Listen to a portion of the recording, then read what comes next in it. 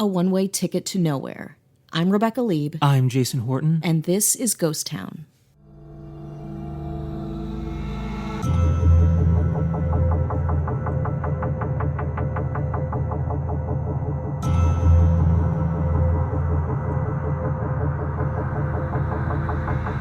At the height of World War II, the United States Navy dispatched 5 torpedo bombers on a routine training flight over the Bermuda Triangle. Ooh. All 14 crew members aboard the 5 military aircraft were never seen or heard from again. The 5 planes are collectively known as Flight 19. But that's 5 flights. Maybe somebody will make a connection with the number 19 and the Bermuda Triangle, I'm sure. I would like that, because my ADD type A brain is like, but it's just one. So at 2:10 p.m. on December 5th, 1945, 5 TBM Avenger torpedo bombers took off from Naval Air Station in Fort Lauderdale. The planes were scheduled to tackle a 3-hour exercise known as Navigation Problem Number 1. Whoa, but there's many problems. I'm not good with this numerology. This is the number 1 they're dealing with. Cramping my brain. Their flight plan, went east from Florida and conducted bombing runs at a place called Hens and Chickens Shoal. That's adorable. I would like to stay there. I would like to book an Airbnb there. Well, you might not want to. I don't know if you're going to go there. We might not find you again. Uh-oh. I'll carry on if that happens. Just letting everyone know. The podcast is going nowhere. Jason will be okay. Ghost Town will be okay. Then they turn north and proceed over Grand Bahama Island before changing course a third time and flying southwest back to base. So each plane, except for one, carried 2 men, and each of the Avengers was crewed by 3 Navy men and Marines. Most of them had logged in about 300 hours in the air. The flight's leader was Lieutenant Charles C. Taylor, an experienced pilot and veteran of several combat missions in World War II Pacific Theater. His experience will be called into question. Okay. Just a little tiny heads up. Mm-hmm. The first leg of the exercise over Hens and Chicken Shoals, which you love, went according to plan, great, but shortly after, something odd began to happen. No. So a little after 2:30 p.m., Taylor radioed base to report, both my compasses are out, and I'm trying to find Fort Lauderdale, Florida. I'm sure I'm in the Keys, but I don't know how far down. The Bermuda Triangle is like a big thing, which I've gotten into the different things people have experienced. Sure. People see ghosts, but there's a lot of issues with compasses, and I think Christopher Columbus had issues with compasses. Honestly, I think the Bermuda Triangle is the first paranormal thing that's ever been on my radar, where you hear about planes disappearing, you hear about weird coordinates, you hear about things going missing, people going missing, and you hear about like wave and wind patterns, like the natural order of whatever's happening around the Bermuda Triangle is all askew. And that's definitely possible. It's highly trafficked because of where it is. It just Convenient. Flights go, so it adds up to, and I think, and again, you might know better than me, but in the origin of actually the Bermuda Triangle really only goes back to 1974 as far as it being in the popular consciousness, as far as being written in a book. Oh. That's a totally separate thing, but it's really relatively recent. Okay. I always felt it, I timed it out to be like World War I, II kind of a thing, which it is, but but you're saying it wasn't popular until as far as, the Bermuda Triangle, when people are discussing it and the conspiracies and, again, the paranormal and the weird. Mm-hmm. So back in Fort Lauderdale, the U.S. Navy personnel were confused trying to locate Taylor and his crew. Didn't make sense. They had flown hundreds of miles on course in under an hour to find themselves over the Keys. The days before GPS, pilots only had their compasses and the sun to guide them. And just the will. And the sheer heart. The sheer You know what? heart. Let your heart guide you. You got a picture of your best gal. And the North Star. You got a cross and a picture of your best gal. Weathered, tiny photos, those little photos that would go in lockets. And you'd be like, ugh, maybe and then you die. Maybe they're squinting looking at him and they're not paying attention. Oh! So the equipment malfunctioning, Taylor led Flight 19 in several different directions over the next 4 hours, hoping to find Florida. As fuel ran dangerously low, Taylor radioed his crew. We'll have to ditch unless landfall, when the first plane drops below 10 gallons, we'll all go down together. Oof. Then suddenly the radio operators were picking up nothing but static. Ugh. And they're like, oh, Static. How are you? And Static's like, I'm doing okay. And they're like, have you seen Taylor? And they're like, and Static's like, Taylor who? And they're like, oh. He died. Colonel Taylor died 75 years ago. No.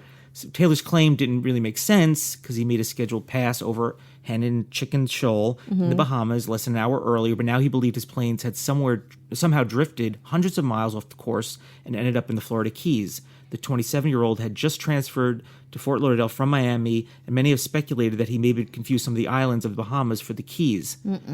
Under normal circumstances, pilots lost in the Atlantic were supposed to point their planes toward the setting sun and fly west towards the mainland. But Taylor had become convinced that he might be over the Gulf of Mexico. Hoping to locate the Florida Peninsula, he made a fateful decision to steer Flight 19 northeast, a course that would only take them either farther out to sea, so more away from everything. Yeah, not good. Not a good choice. Some of his pilots seemed to have recognized that he was making a mistake. Damn it, one man griped over the radio. If we would just fly west, we would get home. Home, home, home, home. You want to take a tiny little break? I think now's a good I want time. a little snack break. You want a little snack break? Enough to eat a tiny Twix bar. And we are back. Before we get on course or off course. Who knows what?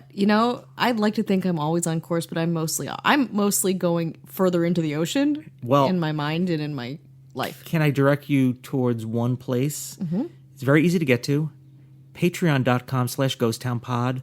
Bonus episodes like this one show up a little bit early. You might know that already. They pop up a little early. No ads and none of this. Yeah. You get none of this. Yeah, you skim the fat, And get to it. It'll help us. We're discussing it again. We might be doing another live show. That's right. Somewhere else. Somewhere Not in the Bermuda Triangle. We're gonna be in uncharted territories. Yeah. We're gonna be in a place with coordinates and Wi-Fi. So I don't know. Maybe stay tuned for it. Yeah, so we're just going to solidify. It's actually technically solidified, and if you did a search, you can find it. But we want to solidify what we're doing. We want to get our rider tight. Tight, yeah. Yeah, it's going to be very important. Like tap water. Yeah. Could I have a bucket? 3 buckets of tap water this time. One just for You don't fun. know who you're dealing with. One just to splash around in. One for general hygiene. The other one for drinking. Yeah. Am I a diva? Some say yes. Yeah. I say nah. Nah. But I want to talk about, we got a shout out too. Yeah. We got a really fun shout out from the podcast Troubled Waters. Yeah.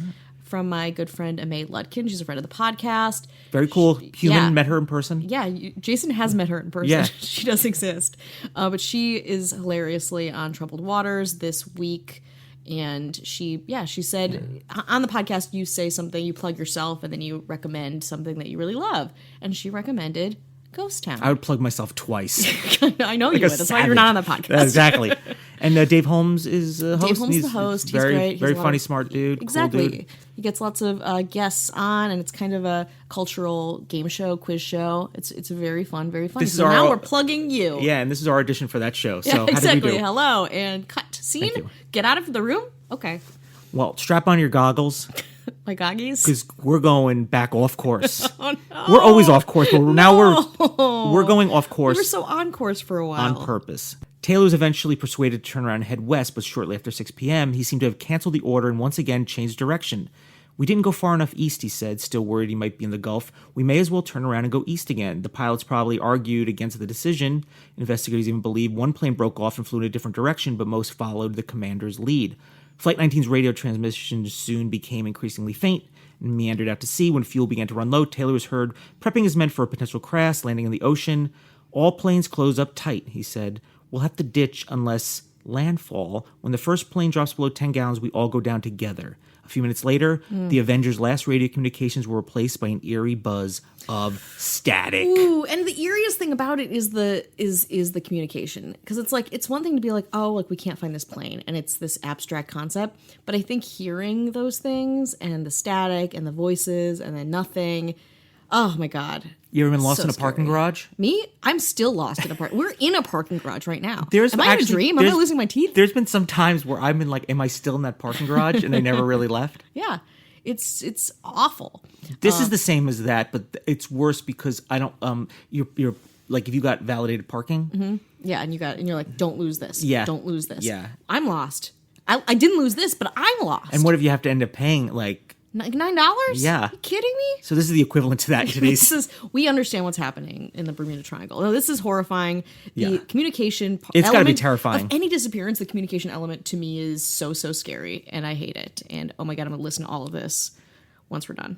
The Navy immediately scrambled search planes to hunt for the missing patrol. Around 7:30 p.m., a pair of PBM Mariner flying boats took off from an air station north of Fort Lauderdale. 20 minutes later, one of them seemed to follow Flight 19's lead by suddenly vanishing off radar. The remains of the Mariner and its 13 crewmen were never recovered. They never are.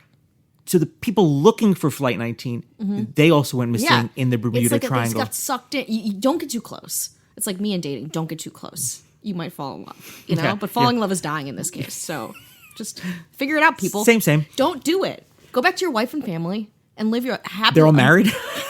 Yeah. Don't go after married dudes. No, my dating thing. The people at Bermuda Triangle. Oh, people, okay. they're all like handsome 27-year-olds. Oh, they're so handsome. You Their know, they hair- get the little locket picture, and they're like, "I'm gonna follow Dolores and I are gonna go into the sunset," and then they're never found again. Or June, right? Oh, June's a good. June's a good name, right? Yeah. June's a good name. Bessie. Yeah. Is that a good name? I don't know. Judy. Judy's a pretty good mid-century name. Not Apple. This name's probably not Apple. Is it Paltrow? Yeah. yeah. Apple's vetoed. But it is believed that the seaplane actually exploded shortly after takeoff. I don't know. I guess it just happens, or it's a hurried thing. Maybe there's panic. I don't know. The next day, the Navy dispatched more than 300 boats and aircraft. They're like, listen, we'll send the 300. They all can't go missing. Yeah, exactly. To look if we for- send more, less people will die? Maybe. I don't know. To look for Flight 19 and the missing Mariner, the search party spent 5 days combing through more than 300,000 square miles of territory. Nothing. Came up snake eyes. Of course. In his 1980 book, The Disappearance of Flight 19, probably the most authoritative and thorough book, Ooh. author Larry Kusch found that Charles... Founder of the Koosh Ball. Yeah. Yes. I'm respectful. Keep going. Yes. I'm probably pronouncing it wrong. Found that Charles Berlitz had fabricated more radio messages to make it sound like the planes were having all sorts of inexplicable, equipment. He's the kind of the one that kind of talks about this in the Bermuda Triangle sense. So he kind of adds transmissions to make it Gotcha. seem more Bermuda Triangle-y. More spooky, mysterious. Yeah. Interesting. But more importantly, Kusch, don't, got one, no more, looked into who Charles Taylor was, Okay. who was in charge of everything. He was experienced, but not particularly talented pilot, only 28 years old, with a history of irresponsible blunders. Ooh. During combat in the Pacific, he gotten lost twice, had to ditch planes both times. On this day, he showed up at the base 25 minutes after they were supposed to take off, no explanation. Wow. Asked if someone could take his place. So he was already showing up there. Yeah. Where was his headspace? He could have had an instinct, a feeling. The request was denied, and then Kusch also determined that Taylor had not brought a watch or basic navigational equipment such as a plotting board with him on Flight 19. Taylor was unprepared, unprofessional, and had a history of getting lost and ditching planes at sea. I want to thank all that's interesting, Irish Times, History.com, and Skeptoid. Skeptoid. Yeah. Wow. That's a if you're like a robot skeptic. Oh, Skeptoid. Yeah. I am a Skeptoid. It's actually a very, very cool. They have a really cool podcast, and it's a really cool. I kind of go to there to see what is the skeptical That makes point of view, and just kind of get a little bit. But it's always fun. I mean, I'm definitely a little bit more into the Bermuda Triangle, and I would love to talk about it, but not.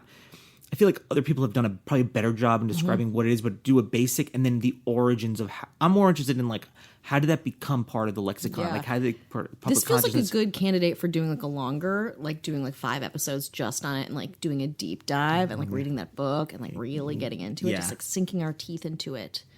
Yeah, I'm very interested. if we're not still just lost like in that I part. got my ticket.